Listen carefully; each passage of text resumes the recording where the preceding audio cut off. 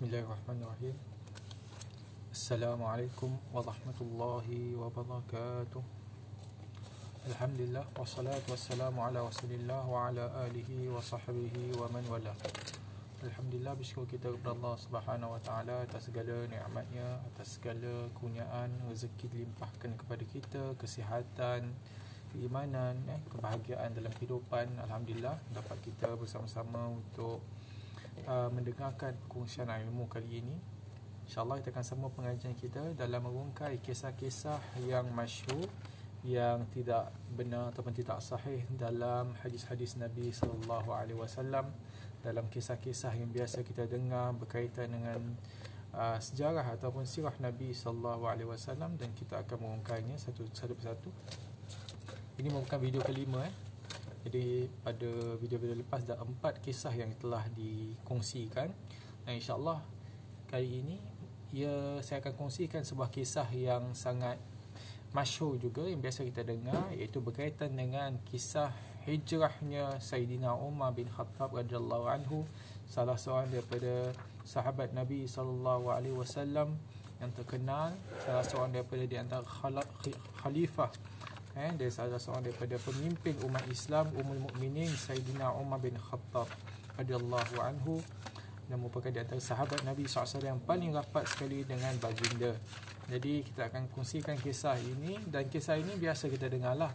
Secara umumnya kisah Sayyidina Umar berhijrah ni merupakan di antara kisah yang popular dan diketahui oleh ramai, yang di mana ia sering dikaitkan bahawasanya Sayyidina Umar ni memang kita tidak sangkalah dia merupakan seorang yang sangat berani, seorang yang sangat gagah. Hatta sebelum beliau masuk Islam pun dikenali di antara di kalangan orang Quraisy yang sangat berani, dengan sangat orang kata tu sangat digerunilah, ditakuti oleh orang lain. Dan kita boleh lihat daripada keberanian Sayyidina Umar bin Khattab yang luar biasa, di mana kita boleh lihat setelah dia masuk Islam, banyak perubahan yang dia telah lakukan, banyak inovasi yang dia telah kenakan ataupun dia telah terapkan sepanjang pemerintahan beliau sebagai seorang khalifah, dalam misi untuk menyebarkan dakwah dan dalam memperbaiki keadaan negeri Islam, seperti keadaan di Madinah, pemerintahan Islam ketika itu. Dan kita boleh lihatlah hasilnya dalam dari segi perluasan negara Islam, yang di mana dapat umat Islam mencapai kemakmuran dan mencapai orang kata tu progress, ataupun di mana mereka tidak hanya mereka duduk kat satu tempat, tapi mereka dapat melakukan perluasan. Dan di mana musuh-musuh Islam ketika itu sangat takutlah, sangat gerun, tidak berani untuk melakukan apa, tidak berani musuh-musuh Islam untuk menganiaya ataupun melakukan sesuatu yang tidak baik terhadap orang Islam, kerana atas dasar pengaruh Islam ketika itu di bawah pemerintahan Sayyidina Umar. Dan sebab itu Sayyidina Umar dikenali sebagai Al-Faruq, iaitu yang membezakan di antara hak dan yang batil. Sayyidina Umar, beliau tidak segan-segan, tidak takut kalau nak menegakkan kebenaran, dan dia kalau nak hukum, dia hukum. Sayyidina Umar kalau dia rasa perlu untuk dilakukan hukuman, maka dia tidak akan segan-silu melakukan hukuman dan sesuai dengan apa yang ditetapkan dalam Islam. Hatta kepada sahabat-sahabatnya, hatta kepada kaum kerabatnya. Ini menunjukkan bahawasanya Sayyidina Umar ni merupakan seorang yang tegas dalam pemerintahan dan dalam menegakkan hukum Allah Subhanahu Wa Taala dan Rasulnya. Dan berkaitan dengan kisah ataupun dengan keberanian Sayyidina Umar ini, ia seringkali dikaitkan dengan sebuah kisah yang berlaku pada awal lagi Islam, perkembangan Islam, atau maksudnya ketika hijrah lah, ketika orang Islam yang berada di Makkah telah diperintah oleh menerima perintah ataupun suruh Nabi SAW untuk hijrah ke Madinah. Maka di antara mereka yang berhijrah adalah, kita tahu, Sayyidina Umar bin Khattab. Dan dalam kisah yang kita tahu ataupun maklum sangat-sangat adalah di mana kebanyakan orang Islam ini yang berada di Mekah, mereka berhijrah sembunyi-sembunyi.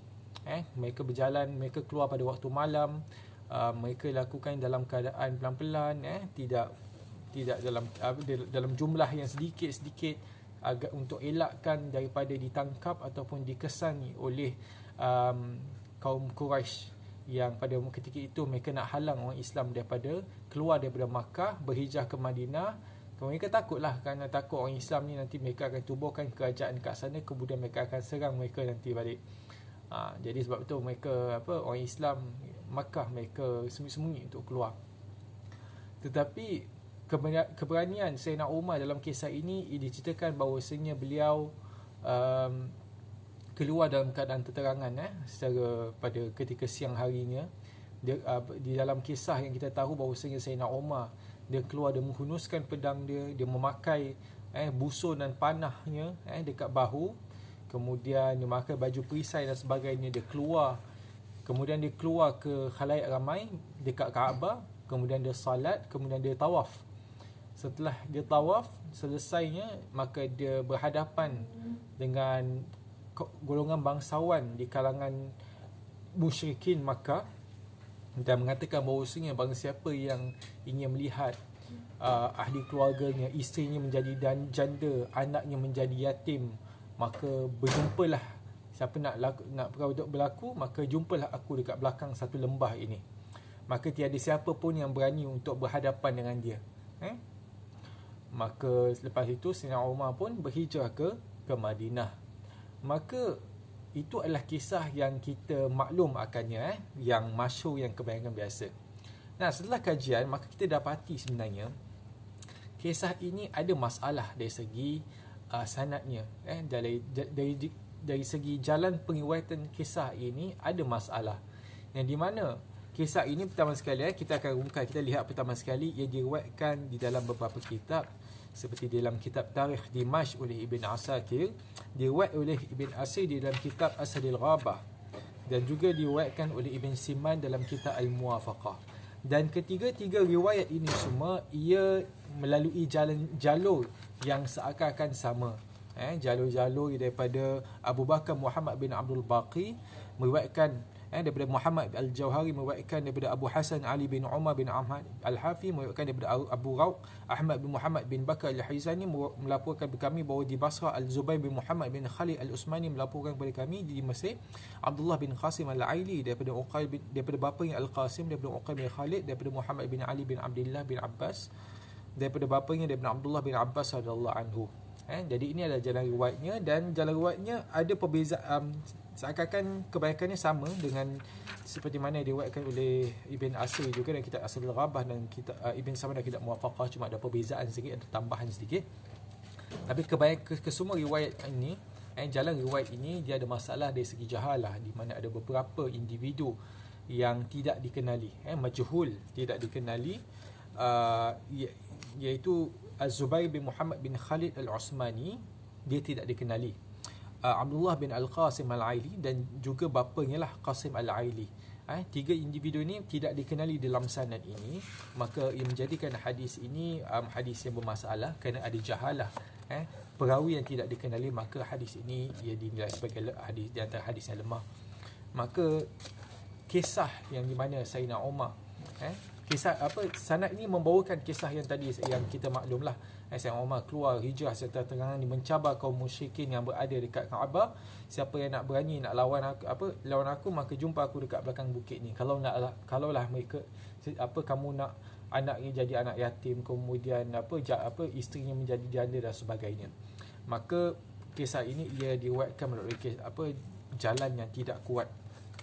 Jadi jalan kisah yang sebenarnya adalah kisah yang dinyatakan oleh Ibn Hisham dalam kitab Sirah Nabawiyah ketika dia menukilkan apa yang diriwayatkan oleh Ibn Ishaq, di mana Ibn Ishaq berkata bahawasanya Sayyidina Umar bin Khattab dia keluar bersama seorang sahabat bernama Ayyash bin Abi Rabi'ah Al-Mahsumi sehingga sampai ke Madinah. Kemudian mengatakan bahawasanya ketika Umar bin Khattab sendiri mengatakan bahawasanya saya melakukan persediaan apabila kami ingin berhijrah ke Madinah, maka saya iaitu Umar, Ayyash bin Abi Rabi'ah dan Hisham bin Al-Asi bin Wa'il berada di tanah Udub yang berdekatan dengan perigi Bani Ghifar daripada atas daripada Sarif. Kami berkata, mana-mana kalangan kita yang tidak berada di sini pagi esok bermakna telah tertangkap. Yang terselamat hendaklah meneruskan perjalanan. Kata Sayyidina Umar, esoknya saya dan Ayyash tiba di Tanadub sedangkan Hisham telah ditangkap dan diseksa. Kisah ini ia menunjukkan bahawasanya ia diriwayatkan melalui jalan yang lebih kuat, yang diriwayatkan oleh Ibn Ishaq dan dinukilkan oleh Ibn Hisham daripada kata-kata Ibn Ishaq dalam kitab Sirah Nabawiyah. Dan ia menunjukkan bahawasanya Sayyidina Umar, beliau tidak berhijrah secara terang-terangan seperti yang diketahui ataupun seperti yang masyhur kisahnya, tetapi dia berhijrah secara bersembunyi-sembunyi. Dan ini adalah penelitian dari segi pengriwayatan sanadnya. Maka ini menunjukkan bahawasanya Sayyidina Umar ni adalah seorang yang berhati-hati. Walaupun dia memang terkenal dengan keberanian. Keberanian dia memang terkenal, memang diketahui. Tetapi dalam keberanian juga ada langkah bijak yang diambil, perancangan yang sangat sulit dan cukup berhati-hati. Dia berbeza dengan mengatakan Sayyidina Umar dengan walaupun dia memang dengan beraninya, dengan dengan cara yang tidak bertempat dan melulu kemudian dia keluar dan mencabar kaum musyrikin. Perkara ini tidak, ia mungkin susah untuk diterima, kerana kalau kita lihat, memang Sayyidina Umar ni ditakuti dan digeruni di kalangan musyrikin juga. Tapi tak akanlah tak ada siapa di kalangan pahlawan musyrikin yang berani untuk menentang Umar. Dan Umar seorang saja pun. Dan ramai juga di kalangan kaum musyrikin Makkah yang ada pahlawan mereka. Ada pahlawan mereka ramai juga. Seperti yang kita tahu bahawasanya nama-nama seperti As bin Sa'id Al-Umawi ada. Dia pun dikenali sebagai orang kata tu pahlawan. Pahlawan kaum Quraisy juga. Juga seperti Naufal bin Khuwailid. Naufal bin Khuwailid juga di antara pahlawan kuat di kalangan kaum musyrikin.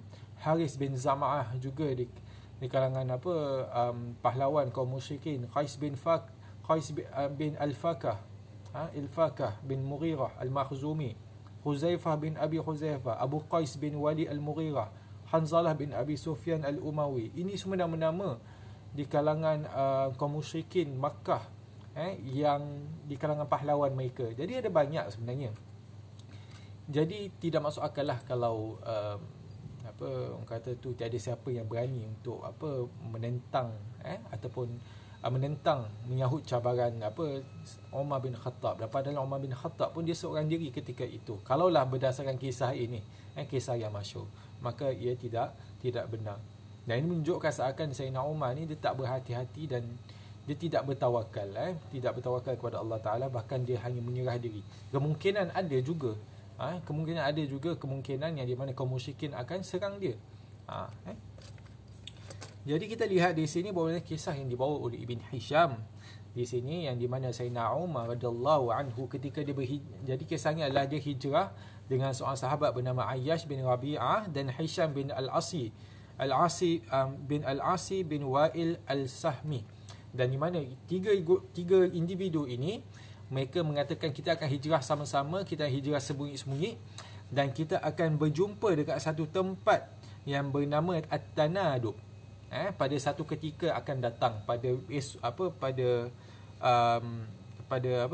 waktu yang tertentu. Jadi kalaulah di antara kita yang tidak sampai di Tanadub pada salah satu daripada pada waktu yang ditentukan, maknanya dia telah ditangkap. Dan Sayyidina Umar mengatakan bahawasanya pada esok harinya Umar dan Ayyash tiba di Tanadub, tetapi Hisham telah ditangkap oleh kaum musyrikin. Maka mereka teruskan berhijrah ke Madinah.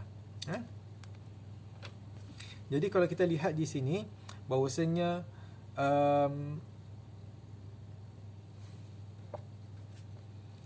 dalam riwayat ataupun dalam kisah yang seperti yang diriwayatkan oleh Al-Baihaqi dalam kitab Dalail Nubuwah, dia membawa sebuah kisah yang di mana Abu Jahal dan Al-Haris, iaitu dua individu daripada kaum musyrikin Makkah, mereka berjaya mengikuti Umar dan Ayyash sehingga mereka berjaya memperdayakan Ayyash radhiyallahu anhu untuk dibawa pulang. Maka kalaulah kita membenarkan kekuatan dan keberanian Sayyidina Umar ini sebagaimana diperkatakan, sehingga kan tak ada siapa yang berani untuk lawan Sayyidina Umar, dan Umar cabar orang ramai di kalangan musyrikin seorang diri.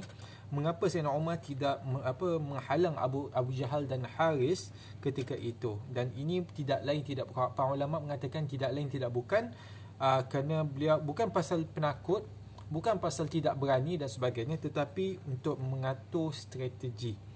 Iaitu Umar tidak terburu-buru dalam tindakan. Kalau Umar terburu-buru, macam mana ketika itu setelah dia menjadi khalifah, dia boleh membawa umat Islam atau pemerintahan Islam ketika itu ke hadapan atau membawa mereka ke peringkat lebih baik atau peringkat lebih tinggi.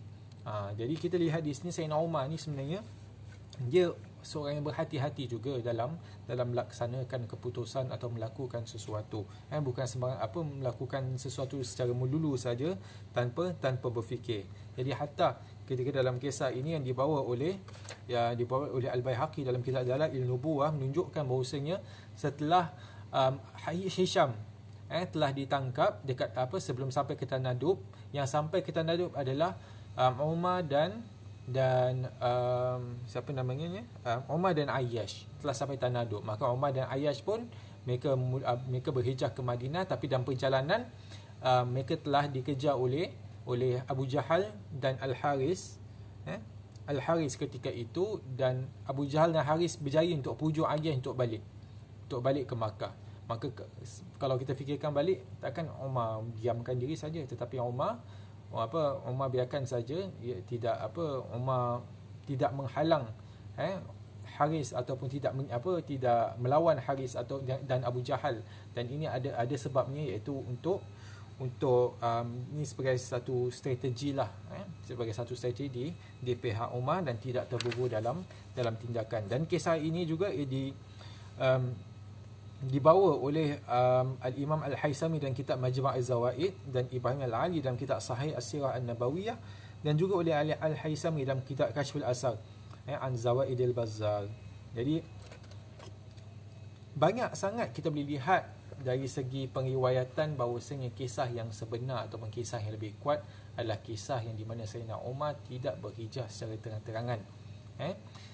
Hijrah Umar kalau kita lihat riwayat di mana Sayyidina Umar hijrah secara terang-terangan, maka kita akan lihat bukan saja dari segi sanadnya ada cacat cela, tetapi dari segi keabsahan, logiknya kisah itu juga ada bermasalah seperti yang telah saya kongsikan tadi.